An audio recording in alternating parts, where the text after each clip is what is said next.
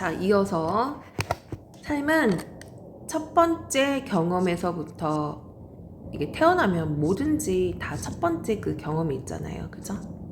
여기에서 우리는 삶을 이렇게 가면서 결국에는 이 생의 마지막까지 끝까지 가게 되거든요. 그렇기 때문에 이 첫 번째 이 경험을 마치 화자는 그 인생을 끌고 가는 예인선 같다. 이 배를 끌고 가는 예인선 같다라고 비유도 한 거예요.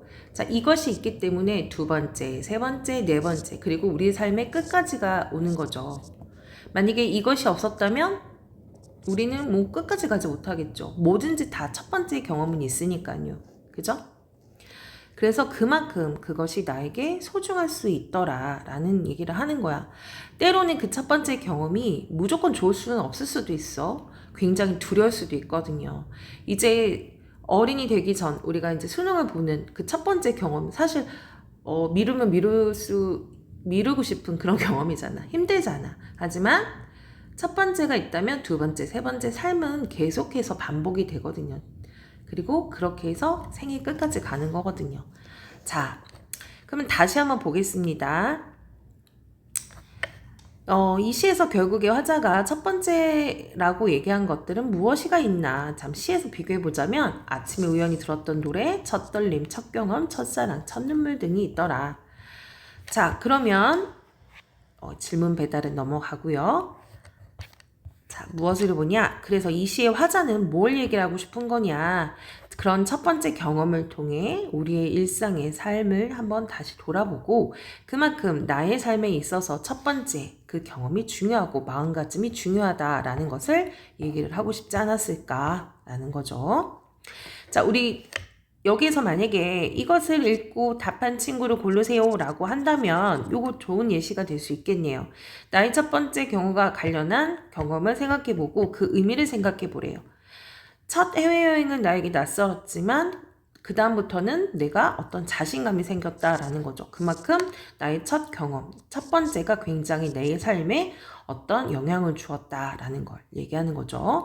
두려움만 있지 않다. 그런 경험을 통해서 나는 익숙해지고 더 나아갈 수 있더라. 삶을 나아갈 수 있더라. 라는 걸 얘기하고 싶었다라는 겁니다. 자, 이번에는 두 번째 시, 이성부의 봄이라는 시입니다. 이성부 시는요, 우리가 이제 수능이나 모의고사에 정말 많이 나오는데, 이분이 대표적인 시들이 벼라던가, 네, 뭐, 약간은 민중에 관련된 노래를 노래한 시들이 되게 많아요. 그래서, 모의고사나 이런 데서 정말 많이 나오더라. 자, 그러면 우리가 이제 이 시 내용으로 한번 들어가 보도록 할게요. 자, 이 시의 관리는 현대시, 자유시, 서정시더라. 성격은 희망적이다. 그리고 상징적이다. 그리고 현실 참여적이다. 자, 여기서 우리가 현실 참여적이라는 것이 무엇인지를 좀 알고 가야 됩니다. 말 그대로 현실의 어떤 문제점이나 아니면 바꿔가야 될 개선의 여지가 있는 것들을 시를 통해 나타낸다라는 것이 바로 현실 참여적인 시다라고 얘기해 볼 수가 있는 거지.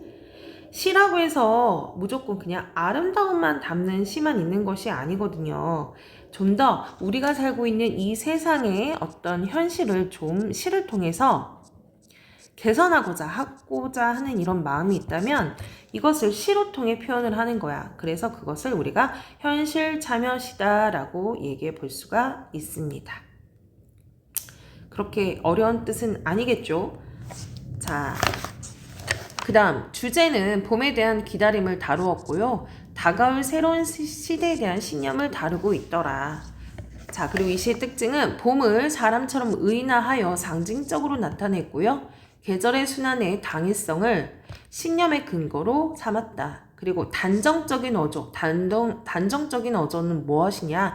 뭐뭐하다, 뭐뭐할 거다 라고 생각할 여지가 없이 그냥 딱 강하게 얘기하는 것을 단정적인 어조라고 하는 거야.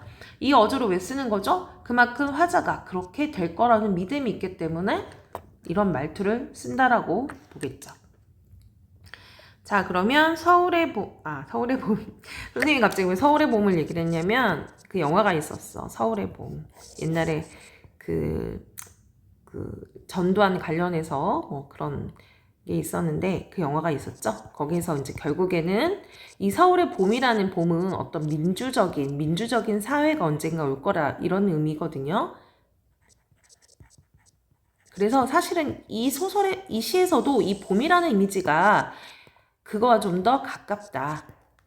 어떤 희망을 의미하기도 하지만 어떤 민주주의도 미리 선생님 얘기하지만 의미한다라고 보는 거예요. 자, 그러면 봄이라는 시 들어가 볼게요. 좀 빨리 하겠습니다. 기다리지 않아도 오고 기다림마저 이뤘을 때도 너는 온다 라고 합니다. 자, 우리가 아까 두 번째 특징은 잠깐 안 한 것 같은데 이 시 두 번째 특징은 계절의 순환의 당위성을 자신의 신념을 근거로 삼습니다. 이게 무슨 말이냐면 우리는요 사계절이 순환되는 곳에 살고 있어요. 봄이 오면 그 다음에 여름이 오고요. 여름이 가면 가을, 가을이 가면 겨울이 옵니다. 이것이 어느 하나 변하지 않을 수가 없죠. 이거는 끝없이 순환을 합니다. 언젠간 봄이 겨울이더라도 언젠가는 봄이 옵니다. 이게 겨울이 약간 어떤 시련과 고난이라고 선생님이 상징성을 부여한다면 봄이라는 건 희망이죠. 근데 내가 지금 머무는 곳은 겨울이란 말이야. 그럼 항상 시련을 겪어요. 근데 그렇습니까? 아니죠. 강하고 우리는 단정적으로 얘기할 수 있습니다. 겨울이 가면 뭐가 올 것이라는 걸요? 봄은 올 것이라는 걸요. 바로 이 시에서는 이런 계절 순환의 당위성, 당연히 돌아오는 것을 신념의 근거로 삼습니다. 자, 그럼 다시 볼게요. 기다리지 않아도 올 것이에요. 뭐가 와요? 봄이 올 거래요. 기다림마저 이뤘을 때에도 너는 온다. 여기서 너라는 거는 봄을 얘기하는 겁니다. 자, 지금 이 시가 쓰여졌던 시대 상황을 놓고 본다면 아무리 우리가 민주화가 되기 전, 그러니까 민주항쟁이 막 불기 시작했던 무렵이었던 거지. 그래서 이 봄이라는 건 희망을 의미한다라고 보는 거야. 지금 우리가 있는 곳은 어때요? 기다림마저 잃고 오지 않을 것 같아라고 느끼지만 하지만 너는 온대요. 겨울이 지나고 봄이 오듯이 말이죠. 그래서 너라는 건 봄을 의인화한 것이고요. 이것을 화자의 어떤 이상적인 가치관으로 본다면 자유, 민주, 평화적인 의미의 상징성을 나타낼 수 있다. 어디 뻘밭 구석, 뻘밭이라는 것은 그 바닷가에 그 갯벌인 것이죠. 그러니까 긍정적인 의미는 아니야. 부정적인 상황입니다. 뻘밭 구성이나 썩은 물두멍이 같은 데를 기웃거리다가 이거는 당연히 어떤 부정적인 의미로 사용이 될 수 있죠. 지금 부정적인 이런 시대 상황을 얘기한다 보는 겁니다. 한눈 좀 팔고 싸움도 한판 하고 지쳐 나자빠져 있다가 자, 아직까지는 봄이 오지 않습니다. 네, 봄이 오지 않아요. 왜? 기웃거리고 있고요. 한눈도 팔고 있고요. 싸움도 하고 있고요. 나 자빠져 있거든요. 마치 봄이 살아있는 사람이 있더라면 지금 이렇게 겪고 있다는 거야. 여기를 헤쳐서 이제 봄이 오겠죠? 그러니까 봄이 오지 않는 이유를 얘기하는 거죠. 그러니까 우리가 그만큼 지금 실화 속에 놓였다라는 거예요. 다급한 사연을 듣고 달려간 바람이, 그러니까 봄이 자꾸 안 오니까 바람이 그 사연을 전달을 하는 거죠. 그러면 다급한 사연은 뭐죠? 우리는 뭘 기다리고 있어요? 봄이 오길 기다리고 있잖아요. 그것을 바람이 전달합니다. 바람 역시요, 사람처럼요, 의인화했어요. 그래서 일종의 우리와 봄을 연결해주는 매개체입니다. 그럼 바람은 뭘 전하겠습니까? 지금 현실은 암울하고 사람들이 힘들어하니 어서 희망이여 자유여 빨리 와라 라는 그런 말을 전하지 않았을까라는 거지. 흔들어 깨우면 눈 부비며 너는 더디게 온다. 빨리 왔으면 좋겠는데 좀 더디게 와요. 역시 이 봄을 의인화시켰죠. 이거 지금 다 봄을 얘기합니다. 더디게 좀 빨리 좀 오는데 더디게 천천히 온대요. 그런데 중요한 게 있습니다. 마침내 올 거래요. 이것도 바로 단정적인 오조죠. 올까? 안 올까가 아니라 늦게는 오지만 반드시 온다라는 거죠. 그만큼 화자의 믿음을 가진 모습을 볼 수 있더라. 너를 보면 눈부셔.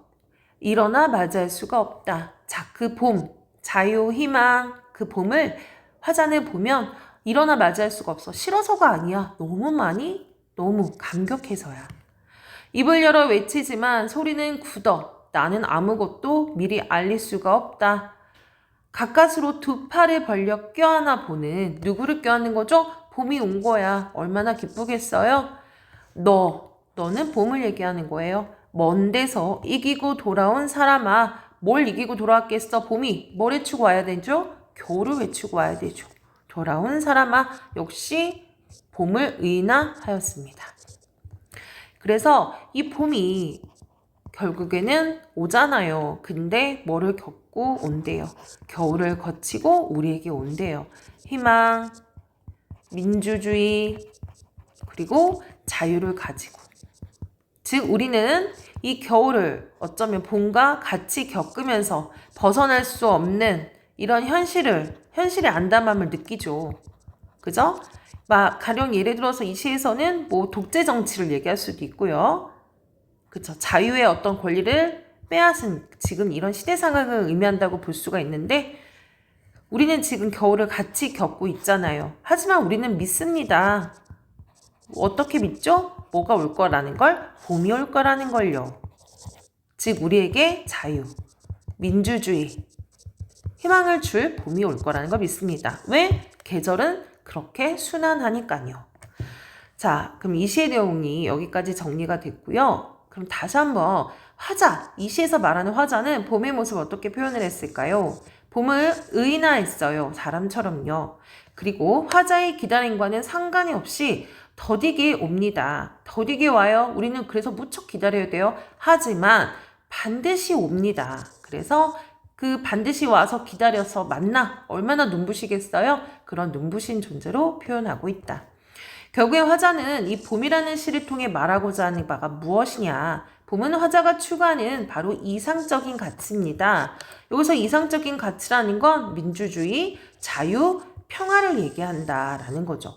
그것에 대한 확고한 신념, 그리고 그걸 통해 그걸 표현하는 방법으로 단정적 어조로 얘기하고 있더라. 그리고 봄이 올 거라는 걸 확신하고 있다라는 것을 우리가 알 수가 있습니다. 자, 그래서 여기까지